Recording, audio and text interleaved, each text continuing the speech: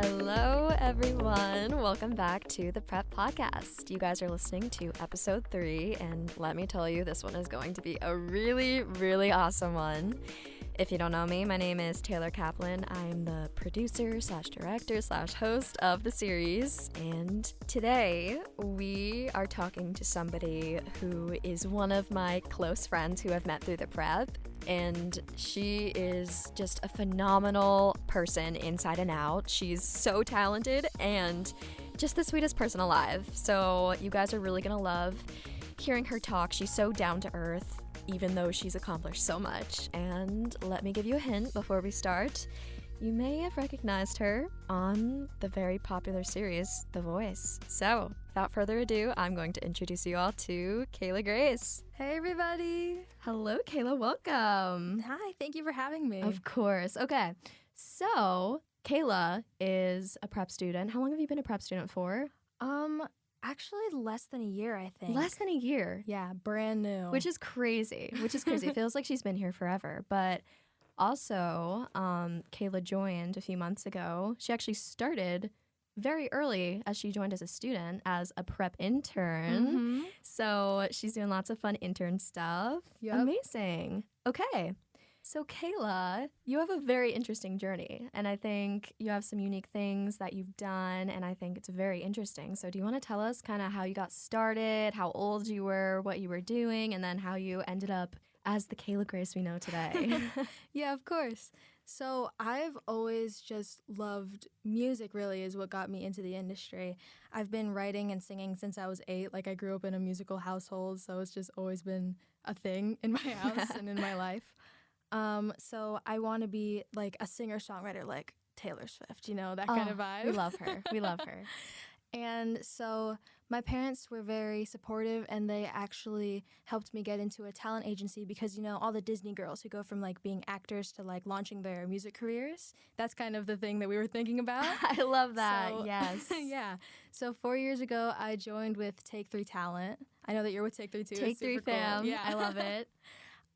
And they've just been so amazing. They've helped me grow so much, sending me to these incredible auditions. And then Natasha, my agent, recommended me to come to Teresa for an audition. So that's how I got here. Yes. Yeah, so it's really kind of full circle. So I was actually introduced to you because you joined the studio. And I remember Teresa, who is co-owner, co-founder, and also Keilah's coach and also my coach. She was like, oh my gosh, Keilah's amazing. She was on The Voice. And you guys may know The Voice. It's this tiny little show. It's something just, you know, a little tiny. Yeah, totally. Yeah, nothing. Yeah. So Keilah was on deal. The Voice, right? Yes, Do you want to tell us a little bit was. about that? Yeah. So I was on The Voice season 21, and we were out there for like 4 months or something. There was like a long preparation before you can actually even step on stage. And they don't show any of it. Like, they don't tell you. You actually work more with coaches behind the scenes than you do with the actual coaches. So, like, when you step on stage and you're singing to John and Kelly and Ariana and Blake, because those were the coaches my season, you get probably, like, half an hour with them at most when you actually work together. Oh, my gosh. It's really crazy. Yeah, spilling the tea right here. Oh, we're getting some voice tea. I love that. That is crazy. Yeah. What was that audition process like? Yeah, so I had actually auditioned for The Voice multiple times. I went in for an open call in Baltimore, and I didn't even get through the first round. I didn't get a call back. What? I know. And then they actually, a year later, reached out to me on Instagram. Like, a completely different set of producers reached out to me and asked hey, we're interested in you. Would you like to audition for The Voice? And I kind of skipped that audition process that I would have gone through if I had gotten the call back in Baltimore. So I kind of jumped ahead. It was really That's awesome. So interesting. Yeah. How did you feel getting that DM? Oh my gosh. It was it's crazy because I get lots of random DMs from random producers who have 0 followers who are hey, I'm going to make you the next big thing. But we all know that it's not really. Yeah. Little scam. So getting a message from somebody who was saying that she was a producer for NBC, I was whoa, oh my gosh, you found me? That's so cool. That's crazy. Yeah, it was really exciting. At that point, I know you released your own music and you're working on stuff, which is really cool. did you release anything before that? Is that kind of what they were looking at, or do you think they were looking at more like covers and that sort of stuff? Yeah, I mean, I would be posting some of my originals on Instagram, but I hadn't really released anything major at that point. And it's funny because when you're going to The Voice, they tell you that while you're there, you're not allowed to release music. Like during the length of the show, you're not releasing music. So right before we went out there, I like really quickly recorded 3 songs. And that's what my EP 15 is. It was like 3 weeks of like rushing to record it so that I could get something out before I hit the road. That is insane. Yeah. That is just crazy. Yeah. So you guys all know The Voice and how you perform on the big stage, and then you have to choose your coach to guide you through the process. So who did you end up choosing? Yeah, I went with John Legend, Team Legend. Oh. Why did you choose? Yeah, what made you choose him? Where did you feel like drawn to him? Yeah, I mean, it was really difficult decision. Like, even if you have an idea of who you're going to pick before you get on stage, once you get there, it all flies out the window and you're just like completely blank brain. Oh my gosh, I can only imagine. So I remember just getting up there and seeing all of them like staring at me like so intimidatingly. And I remember looking at him and he felt the most comforting. Like I was going to I really thought that if I worked with him that I would feel more at ease than like anxious working with anyone else. Oh, that's so nice. Yeah. I love He's that. Like the sweetest person also. So yeah, it was really awesome. I feel like you guys have a very similar vibe. Yeah, that's I feel nice. like I feel that. That's Thank really you. awesome. That's awesome. Yeah. So fun fact, Keilah's only 17 at the time, which is crazy because I know she carries herself much older than she is and she's already done so much, so it's crazy. But how old were you when you were on The Voice? Yeah, I was 15. Wow. Yeah. Okay. So more than 2 years ago. Okay. How was that process like when being like a 15-year-old? Have you ever like done anything that crazy to you before? Was that like your first experience of something that wild? I mean, it's already such a wild thing. Yeah, I mean, I had previously done like screen tests in LA that I went to, but it's a whole different thing when it's like being broadcast live to like the entire world. Yes. Being in front of a room of casting directors is totally different. It's like a whole different thing. The whole world. Oh my gosh. Yeah. Both are difficult, but like so different. Yeah.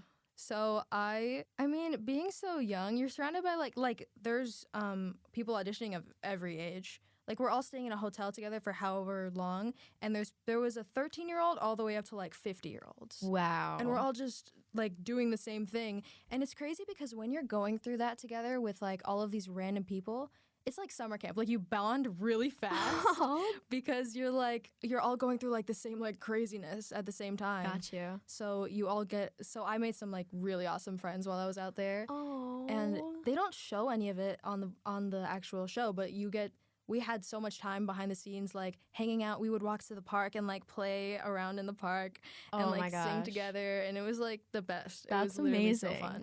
All right. It is our favorite part of the episode where we get to hear cute little Prep Kids commercials. So we're going to take a little break here and we'll meet right back. It's almost summer. You know what that means. Time for Triple Threat. Join us for our Triple Threat summer camp. Work with the best instructors, learning music, choreography, and fun acting classes. And end the week with a live performance. We may even get some special visits. Hint, hint. It's a Broadway star. We can't wait to see you there. Carly's signing out. Bye-bye. Adorable as always. So yeah, just like Carly said, we're coming into the months of summer. We're in the long run here. So excited. And we are bringing back our Triple Threat summer camp. It's been a classic every summer. And I mean, I was part of that whole thing last year, running it and actually getting to teach. So it's just so cute. I can't wait to see how it goes out again. So that is Monday, July 24th through Friday, July 28th, 9 a.m. through 3 p.m. And that's ages 7 to 12. So it's the perfect opportunity to work as a group and perform together and get all these little different aspects from singing, acting, and dancing. So Hope to see you guys there. And yeah, it's going to be a blast. You guys can sign up at our website. It is live as an event right now. So go ahead, check it out. www.theprepnj. Anyway, let's get back with Keilah. We talked about it just a little bit ago, but you release originals. Yeah. Mm-hmm. That's amazing. Tell us about that. Yeah. Writing is my absolute favorite thing to do. Like, of everything in my entire job, like, whether it's being on set or, like, actually performing or whatever, writing in the studio with, like, my producer is my favorite thing to do ever. Yeah. So I'm working on, like, a lot of really cool stuff right now. It's kind of secret stuff. But stuff is happening. Yeah, stuff is happening. And I'm actually going to be flying out to LA really quick soon to record some music and videos and stuff. So. Okay. I love to hear it. Where can we Yeah. listen to your music for all the people who want to hear Keilah? Yeah, which you can I find- recommend. Yeah. You can find me on all music platforms. My name is Keilah Grace, Keilah, spelled funny, but yeah, it's Keilah. I mean, writing music is not easy. Mm.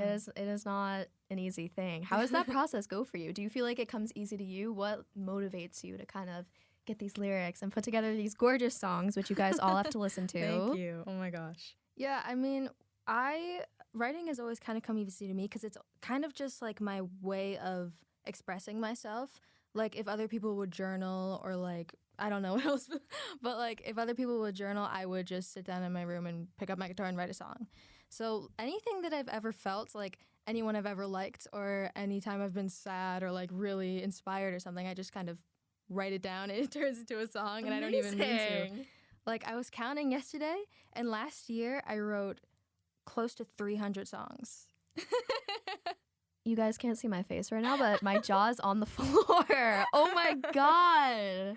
Yeah. What? How much of that is released? Like 4 of them. Dude. I know, I gotta catch up. I You gotta gotta catch give up. more. Maybe soon. Yeah, maybe soon. Stay tuned. I don't know. But that is amazing. That's Yeah. so cool. Do you feel like you write like every night? I mean, that's Yeah, I mean, all the time. Like, I'll write multiple songs a day. Whenever there's inspiration, they just come. They just show up. that is so cool. That's such a Yeah. talent. That is amazing. Thank you. It's funny because sometimes it doesn't even feel like I'm the one writing the song. It feels like it's just like being like thrown at me. Like, the words come to me without me even like thinking about it, and it just happens. Your brain is on autopilot. Yeah, You're just seriously. flowing it onto the paper. Yeah. Now that is a skill. Cool. Now we know a lot about your music life, which is very interesting. So your music first, but do you want to tell us a bit about acting and how you got into that? I mean, you talked briefly, but Yeah. how do you feel about acting? Yeah, it's funny because when I first joined my agency, when I was with Take 3, I kind of thought about it like, I'm just acting so that I can one day enter the music industry, which is like why would you think that way? That's like an awful like way to think about it. But I really like grew to love it so much. It was something that I'm really glad that I took that path, because I never would have known how much like acting would like help me process things. So it's really amazing that I got to go down that path, because it was so funny that I didn't like it at first. That is very funny. For a really long time, I was called Green. Like, as we all know, like, Green. I would be like 14 years old or something, but they were still calling me Green because I was like relatively new to the industry. Do you want to define green for the Yeah, people? yeah. Define that green, yeah. Yeah, so when somebody calls you green in the acting world, it means that you're new and basically inexperienced. Yeah. It's very interesting. I feel like before COVID is a much different world than it is after COVID, which is very, very interesting. The industry has changed so much. We all know that. Yeah. But yeah, I know back then everyone was like, no green, experience. And then it's hard for people who are joining the acting industry. Yeah. And then you're like, what do you mean? How am I supposed to get experience? Yeah. But I feel like it's very common nowadays that people want green. Yeah, it's really interesting how it flipped that way. It's very interesting. I mean, some shows just like cast people off the streets. Yep. Non-actors, they're just like, okay. Yeah. I'm talking about Euphoria right now. 18 and older, everyone. But Euphoria, they just cast someone, pulled the guy off the street, and he became an actor. And it's so interesting because it's so real. Yeah, now, definitely. You know, obviously it depends on the person, but we're getting a little realer nowadays. Yeah. Yeah, I think more and more the industry is loving like really authentic actors. Yes. So it actually works to be green in that way. It's like you're not practiced, you don't have all of the technique that you might need, but you are like really real and like raw. Yes. It's really interesting to watch. Yeah, that's what's cool about kids. When they're coming in, they're just like, they don't care. Yeah. That's what makes them so amazing because they barely know what they're doing. I mean, obviously there's like the 8-year-olds who are like so famous. Yeah. And they're completely aware, but they're still so amazing. Yeah. But all these little kids, they come in. I mean, I work with a lot of little kids, so I see them. They come in and they have such this fresh energy about them. And it makes them really, really, really desirable, which is so interesting because it's so different than anything that it used to be. I mean, even like speech and diction is getting tossed away. Yeah. It's like everybody just wants to be chill. And it's very interesting to see that. Yeah. It's funny because my little sister, she's 8 and she's also an actress and she's just crazy. She's like this little like director, film writing, crazy little kid. Oh my gosh. This family, you guys. Yeah. My little sister started when she was 4, and for like years they told her don't send her to acting classes yet because she is so like naturally. When you're younger, you're not thinking so much about like how you're acting and what your face is doing and how you should say the next line. You're just kind of living it out and being.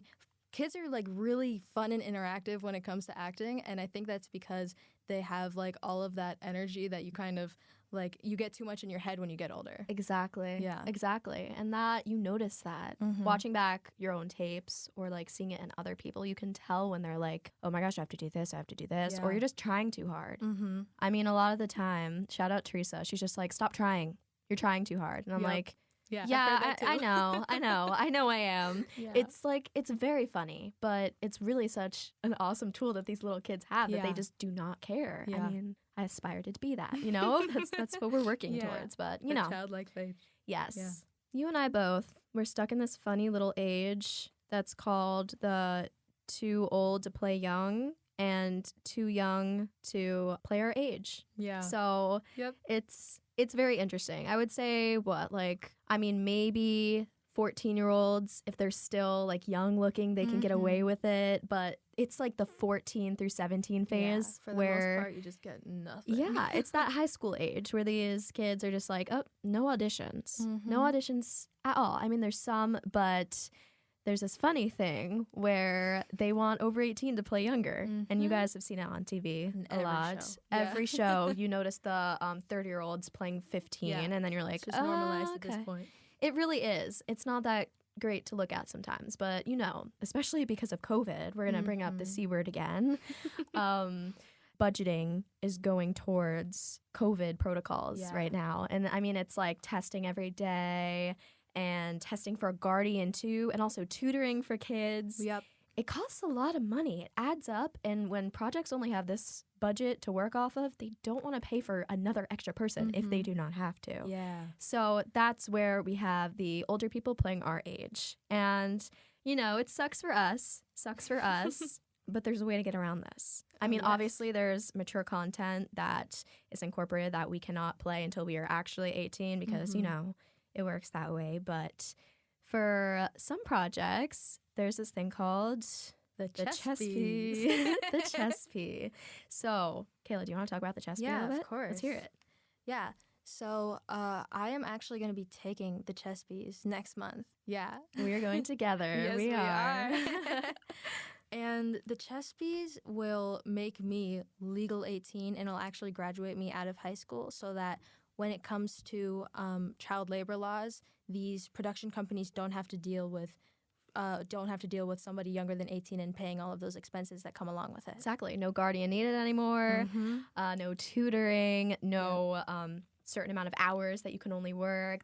It's basically the same rules as an adult, obviously with our like child rights still there. But that's just so it's this long test of math and English and loveliness that we have to go take we're flying to California. So that test, just like Keilah said, is